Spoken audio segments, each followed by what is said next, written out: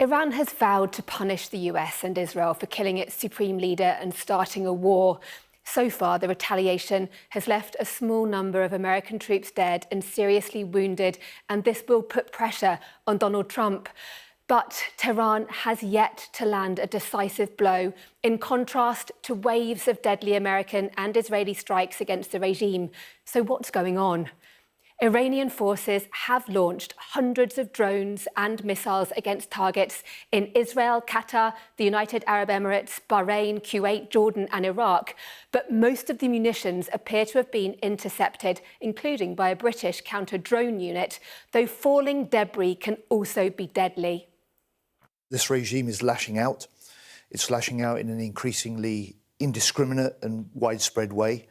And people will be really concerned that it's not just military targets, but civilian airports like Kuwait, hotels in Dubai and Bahrain are being hit. The Iranians are likely trying to hit US military sites, such as Al Udeid Air Base in Qatar, Al Salam Base in Kuwait, Al Dhafra Air Base in the UAE, and the US Fifth Fleet headquarters in Bahrain, which is also home to around 300 British personnel. With so much metal flying around, civilian and tourist locations have also been caught in the crossfire, including one of the world's busiest airports in Dubai, where all flights have been halted, and the entrance to the luxury Fairmont The Palm Hotel. As terrifying as that must have been for those affected, this kind of action does nothing to degrade the ability of the US and Israel to keep hitting Iran. A high-value target for the regime must surely be two American aircraft carrier strike groups led by the USS Gerald R. Ford and the USS Abraham Lincoln. They're thought to be south of Cyprus. An attempt to hit these warships might explain why the UK says two Iranian missiles were fired in the direction of the Mediterranean island. Britain has bases on Cyprus, but they're not thought to have been the focus of the attack.